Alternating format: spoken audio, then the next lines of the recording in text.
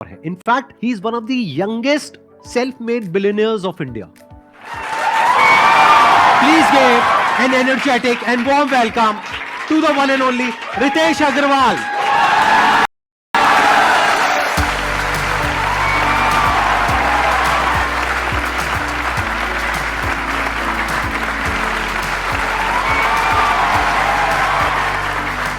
Please बैठिए. How old were you जब आपने शुरू किया था? I started at 18 और कई बार मैं भी I used to feel down as well.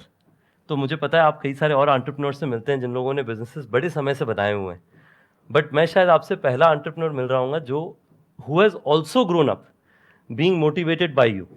So thank you so much. Good to know that. सबसे पहले तो आपसे ये समझना चाहूंगा कि आइडिया आपके माइंड में कहाँ से आया? देखिए, सबसे पहले तो मैंने कंपनी शुरुआत करी थी जब मैं जस्ट हाई स्कूल से बाहर निकला था. तो उस समय मैं इंटर्नशिप्स करने लगा था छोटी छोटी कंपनियों में कि एक वेबसाइट बनवा लीजिए, सोशल मीडिया पेज बनवा लीजिए एंड सो ऑन. तो उससे थोड़ी स्टाइपेंड मिलती थी. ट्रैवल करने का बड़ा शौक था. तो मैं यहाँ पे आनंद विहार ISBT से बस लेकर के कहीं पे भी जहाँ पे भी बस लेकर के जा सके, चाहे उत्तराखंड हो, राजस्थान हो, हिमाचल हो, वहाँ जाने की कोशिश करता था. वहाँ पे रहने की जगह सारी महंगी होती थी. तो मुझे छोटी छोटी गेस्ट हाउसेस, हॉलिडे होम्स, इस तरह की जगह मिलती थी जिनको जनरली लोगों ने डिस्कवर नहीं किया होता था, पर आपको 300 रुपये, 500 रुपये, 800 रुपये में ठीक साफ़ सुथरा जगह मिल जाता था. तो मेरी शुरुआत इस चीज़ से हुई कि मैंने देखा कि ये सारी जगह काफ़ी अवेलेबल हैं पर अननोन हैं एक तरीके से. तो उसको जो है मैंने एक वेबसाइट में डिस्ट्रीब्यूट करना शुरू किया कि इन जगहों में अगर आप रहें, उत्तराखंड में, हिमाचल में, राजस्थान में, आपको सस्ते दाम में प्राइस पे जगह मिलेगी. उससे शुरुआत किया मैंने ओराइवल का. 1 साल तक वो बिज़नेस चलाया. वो बिज़नेस चला नहीं, क्योंकि सबसे बड़ी चैलेंज ये थी कि बुकिंग तो आप करवा लीजिए, पर सर्विस क्वालिटी मेंटेन होगा कि नहीं, उसकी जिम्मेवारी कोई नहीं ले रहा था.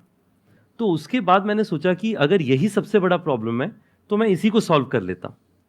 तो जो पहली गेस्ट हाउस, कई सारे जो हमारे पास छोटे गेस्ट हाउस गुड़गांव में भी हमारे साथ जुड़े थे, उनमें से एक को मैंने कहा कि आप जो है, आपकी प्रॉपर्टी को मैं सर्टिफाई करूँगा, थोड़ी क्वालिटी इंप्रूव करूँगा जिससे आपकी ऑक्यूपेंसी बढ़े, और मैं जिम्मेवारी लेकर के हर 2-3 दिन आके आपकी प्रॉपर्टी चेक करूँगा, ऑडिट करूँगा, और पहले 1-2 महीना तो मैं ही आपका front office manager, check in, checkout, cleaning सब कुछ मैं ही देखूंगा. उनकी प्रॉपर्टी में टोटल ऑक्यूपेंसी 20% से कम चलती. सिर्फ शादियां जब होती थी साउथ सिटी 1 एरिया में गुड़गांव में, तब शादियों में उनकी प्रॉपर्टी यूज़ की जाती थी, उसके अलावा खाली रहता. तो उन्होंने कहा कि मुझे आप पे ऐसे तो भरोसा नहीं हो रहा है, क्योंकि अगर मैं लगा हुआ हूँ इतने समय से और उसके बाद प्रॉपर्टी में ऑक्यूपेंसी नहीं आ रही, तो आपके आने पर कैसे ऑक्यूपेंसी बढ़ जाएगी. पर ठीक है, मेरा जितना अभी सिचुएशन इतना बुरा ऑक्यूपेंसी का, इससे बुरा तो और हो ही नहीं सकता, जो होगा इससे बेहतर ही होगा. तो चलो, आपको मैंने कुछ महीने के लिए प्रॉपर्टी दी, आप चलाइए, देखिए क्या होता है क्या नहीं होता है. अब उस प्रॉपर्टी में हमने 3 चीज़ें करी.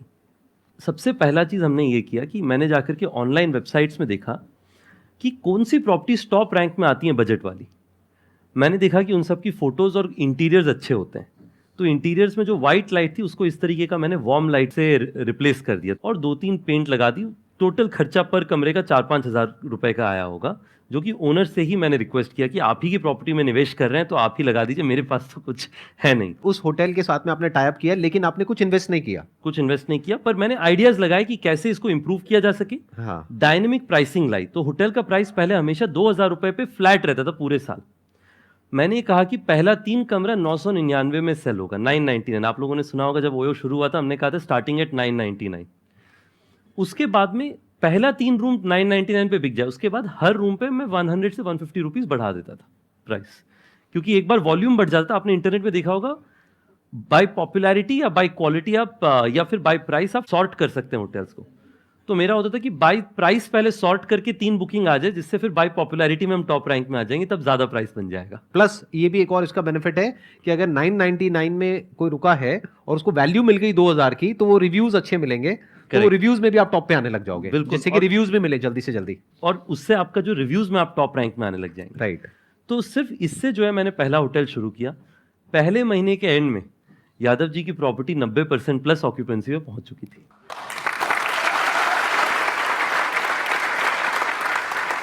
This was your first success. This was the if first we talk success. about success. First real success was this hotel getting this occupancy. और इंडिया में जो है अच्छी स्टोरी बहुत जल्दी फैलती है वर्ड ऑफ माउथ से. तो लोगों ने कहा अच्छा यादव जी की प्रॉपर्टी के बाहर बड़ी गाड़ियां लगने लगी हैं, कस्टमर्स आने लगे, कैसे आने Right. लगे? हाँ. तो लोगों ने कहा कि अब तब लोग ओयो नई ब्रांड थी, लोग कह नहीं पाते, तो लोग कहते थे ये योयो से अटैच किया इन्होंने, हाँ. तब से इनका I काम बढ़ गया understand. है। हाँ. तो लोगों ने कहा कि आप योयो से फोन करिए हाँ. और आपका होटल भर जाए।